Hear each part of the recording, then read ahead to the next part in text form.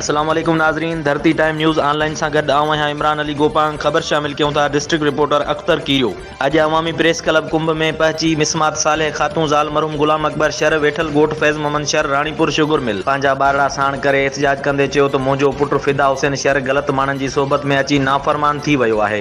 मूंखे ऐं पंहिंजी ज़ाल खे जेका 5 ॿारनि जी माउ अथसि उन्ही खे घर मां कढणु चाहे थो। मां रन ज़ाल आहियां। मुंहिंजो मुड़ुसु 2-3 साल अॻु वफ़ात करे वियो आहे। उन्ही जी ज़ाती ज़मीन साढा 5 रेब आहे जंहिं ते मां पंहिंजो हिन जे बचनि जो गुज़र सफ़र कंदी आहियां। उन्ही खे खपणु चाहे थो जंहिंजे इनकार करण ते उहो मूं रन ज़ाल जे मथां ॾमरजी पियो आहे। घटि वधि ॻाल्हाईंदे चयो जेकॾहिं ज़मीन खपाइण न ॾिने त तोखे ऐं तुंहिंजी नुंहुं खे कारण जो इल्ज़ाम ॾेई मारे छॾींदुसि। उहो हिकु ग़लति औरत जे चकर में अची वियो आहे ऐं पंहिंजी घरवारी ते पिणु तशदुद करे थो। हुन वधीक एहतजाज कंदे मिसमात साले खातून ज़ाल मरहूम गुलाम अकबर शर चयो त मूंखे ऐं मुंहिंजे नंढनि बचनि खे हिन नाफ़रमान पुट फिदा शर मां जान जो ख़तरो आहे। किथे खेसि कूड़ो इल्ज़ाम ॾेई मारे न छॾे। हुन IG Sindh, DIG Sukkur, SSP Khairpur, DSP कोडजी खे अपील कंदे चयो त नाफ़रमान पुट फिदा शर खे फ़ौरन गिरफ़्तार करे मूं रन ज़ाल सां इंसाफ़ कयो वञे।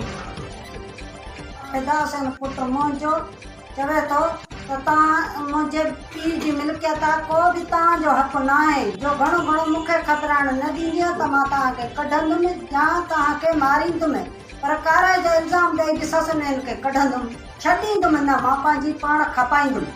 मां मालिक आहियां, तव्हां न आहियो। मां सॼी उमिरि जो कयो कमायो आहे त कंहिंजे लाइ, मां हिननि बचनि जे लाइ। हे त मां पालिया आहिनि। मूंखे अलाह थो ॾिसे त मूंखे ॾिनो ई न अथई कुझु बि। हा, मां कंहिंखे अपील कंदो नोटिस वठण जी?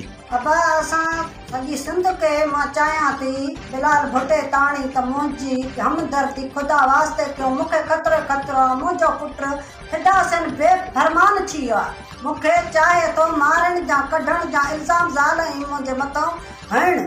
हे बचा मां पालिया आहिनि ऐं अलाह पालिया आहिनि। हिन मूंखे कुझु बि न ॾिनो आहे, हाणे त मूंखे मारे थो।